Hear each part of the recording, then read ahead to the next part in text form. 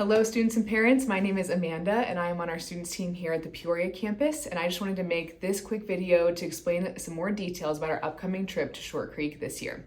What we're doing as we go and serve this community is we get to be a part of a ton of different service projects. We get to learn about Short Creek Dream Center and how Dream City has partnered with them, but it's all in a community that has experienced a lot of different church hurt and different journeys with the Lord. So the FLDS is a community that's a fundamentalist Church of Latter-day Saints, and they have been persecuted and overruled by someone named Warren Jeffs, who is now in prison. And he's in prison, but he still has followers. About 10% of the community that lives there still actively follows him to this day. But a lot of the surrounding area is either new people that have moved in or people that have left that cult. And so part of our responsibility when we get there is just to get to serve the community, to partner with Dream Center and Dream City Church there that has purchased that property that Warren Jeffs used to live in. And we get to help bring light to that community. Again, like I said, do service projects that help clean up the area, help with upkeep.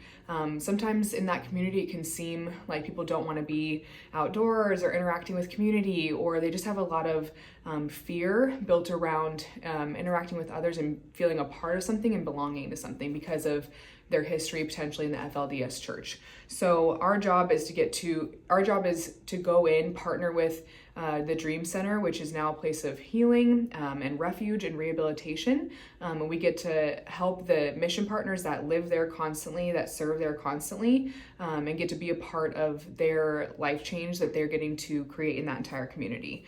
So like I said, we're gonna get a chance to serve a lot of those people, ones that are currently living in the FLDS religion. We don't get to interact with a lot because they do not interact with others outside of their sect of that cult.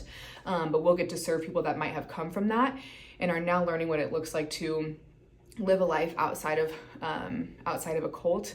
And a lot of that comes with poverty or with job training or even counseling needs. And so that is the community that we get to go serve and hear their stories, but also just get to partner in making their home a better place.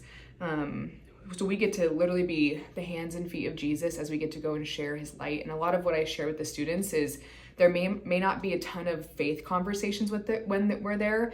If we're serving at the food bank and somebody brings up Jesus or brings up church, that's an excellent opportunity that we get to share Jesus with them and have a true conversation with them about it. But it's not something that we're gonna go in and preach Jesus hardcore out loud in their face with, because a lot of them have experienced church hurt there, or their representation of the Lord and of who Jesus is has been so manipulated by that religion or by Warren Jeffs specifically, that we don't want to add on to that church hurt and steer them further from the Lord. So we get to go and just be the hands and feet of Jesus and serve those people and get to bring peace and light and love to that community. We chose juniors and seniors for this trip just because of the sensitive nature of the trip, knowing that there has to be a certain maturity level and being able to have those faith conversations while we are there, if we get a chance to do that with people from the community, but also just knowing how to get to behave with others and getting to make them feel like they're a part of something. If we're doing a community event, in the past we've done park festivals and community festivals or parties at their park, at their local park. And genuinely as a team, as we've seen the years go on, more people are out and involved and willing to interact with us as we go there. And so we just want to take students that are incredible, like your son or daughter, and that are ready to go and serve these people with a certain maturity, integrity as we get to do that. So our hearts going into this trip need to be in the right place. We're going to be in prayer, we're there to observe, and we're there to learn. And we believe that your student can do all of those things. I'm going to include a rough itinerary on this email. It's in an app, I believe, called Trip Plans, and that will be able to show you just kind of the breakdown of each day that we're there. But essentially, what we do is we go on Friday morning. We will ask that each student is here by 6 a.m. and we will depart by 6:30. And we'll just be outside on the curb between buildings 400, the Memorial Building, and Building 3000, the Kids Building. We'll have our vans lined up there, and we'll be ready to depart by 6:30 after some prayer time and just answering any questions that you guys might have. And then we'll make our way. We will stop in Flagstaff, and a student can either bring their lunch on the trip, or they can use some spending money to purchase their lunch in Flagstaff and not have to eat it that early, but save it for when we stop at a later stop, or they can eat it on the road whenever they want and maybe buy some snacks or something in Flagstaff. And we'll make a couple other stops for bathroom breaks, but ultimately we'll arrive at Dream Center roughly around 3 or 4 p.m., just depending on stops and things like that. Once we arrive there, we'll get to do a cultural training and then a house tour. We'll get to potentially do a town tour that day or Saturday and get to go explore the town. And then Saturday morning, wake up, have breakfast. We'll get to do service projects in the morning, lunch in the middle of the day, service projects in the afternoon, dinner, and potentially like a bonfire or community event, inviting students from the community to come and do like a bonfire and worship with us.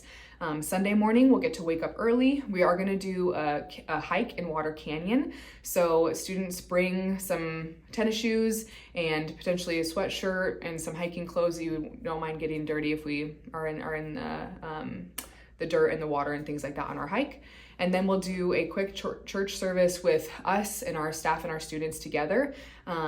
Near the hike, we'll get to do worship together and a Devo opportunity there. Their church is growing, but may not have the room to fit all of us and our students to their additional attendees. So we kind of do church with each other. Then we'll do lunch in the park together, and we'll be able to purchase food from one of their local restaurants there, which will be really cool, be able to give back to the community in that way. We'll do some more service projects in the afternoon Sunday, then another bonfire and potentially community event that night.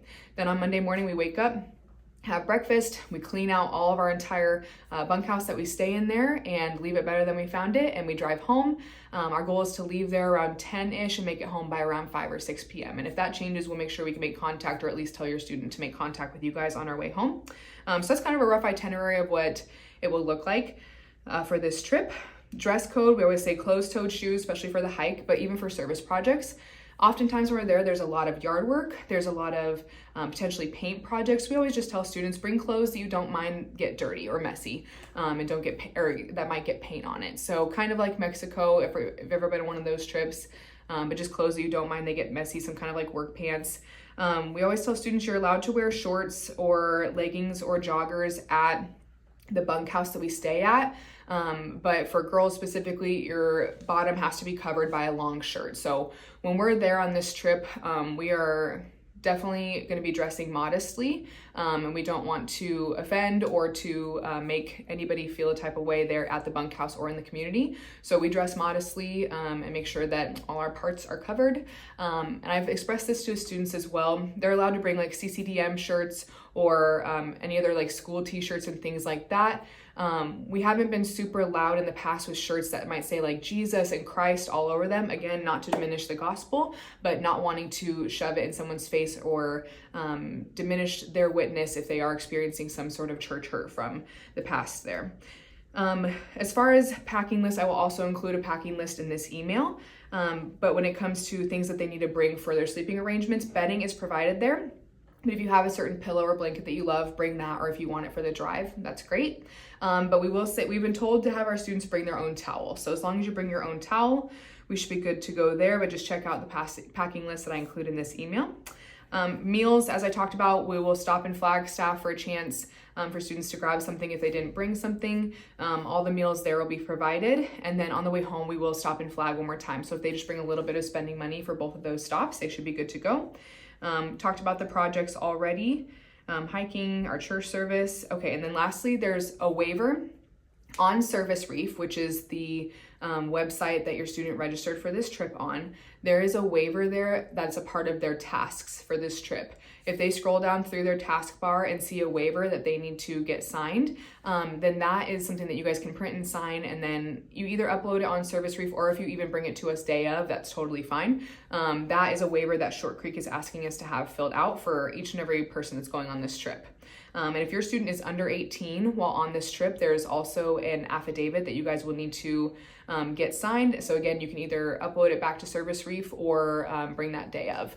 If you have any questions about any of the stuff that we've talked about in this video, please reach out. I will include the emails of those of us that are going as staff members, myself, Sam Fillingame will also have Lee Stewart, one of our pastors, and then a worship pastor, Nathan, Bailey from our central team, and then one of our coaches, Nikki, as well. So those are our adults that are going on this trip, but I will include emails for you to reply with questions. Yes, I think that's all that I wanted to cover from our notes here for this virtual meeting. But if you have questions in the meantime, don't hesitate to reach out. We are super excited for what God's doing as we get to experience this trip, your student gets to experience this trip, and just praying for the community that's there. So thank you so much and have a great day.